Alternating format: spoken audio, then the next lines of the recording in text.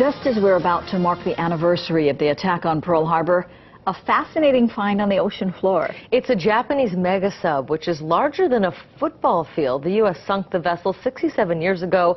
It has now been rediscovered. At this time, all this time, the I-400 spy sub has been sitting deep underwater just off Barbers Point. KITV4's Catherine Cruz has the first images from this historic find. This is a photo of the Japanese crew and their submarine, the I-400. Its capability was stunning. It was one of 5 Japanese submarines shown here docked at Pearl Harbor. Terry Kirby recalled seeing the wreckage for the first time as their submersible combed the ocean floor. There was a cable, like a communications cable, that was coming out of the bottom and going way up into space. So I knew that whatever it was pretty big. And we followed this cable up, and out of the dark comes the bow of this massive submarine. And that was a thrill.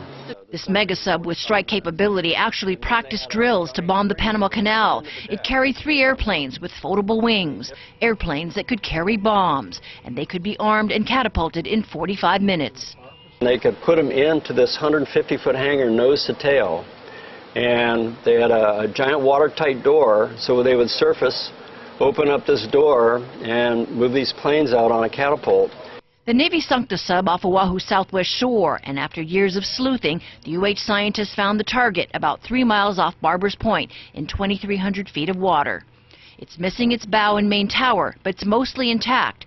And while it was one thing to find this incredible piece of Japanese ingenuity on the ocean floor, it was another to sit on the secret for months. That's why we're glad to get the word out now. We've been waiting for this. The wait was due to the back and forth with the State Department and the Japanese government to verify it was what they thought it was. We couldn't really see that telltale number painted on the side, I-400, like we saw on the other subs.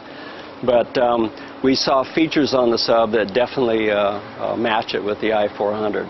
Even though the crew found the sub months ago, it is still basking in the discovery, but it won't head back out there again until August of next year. The sub will stay where she sits, but finally the scientists are able to share the secret with the world in time for the Pearl Harbor anniversary, a time to reflect on the turn of events. Every one of these finds offers so much closure it's offered so much closure for veterans on both sides. Catherine Cruz, KITV4 News. Can you imagine being able to keep that kind of secret? Wow. And the University of Hawaii scientists say they actually have found 4 of 5 Japanese submarines which were laid to rest at the bottom of the seafloor off our southwest shore. The 5th one that went down, they haven't found that yet. It did so with 96 folks on board. Wow. Such an interesting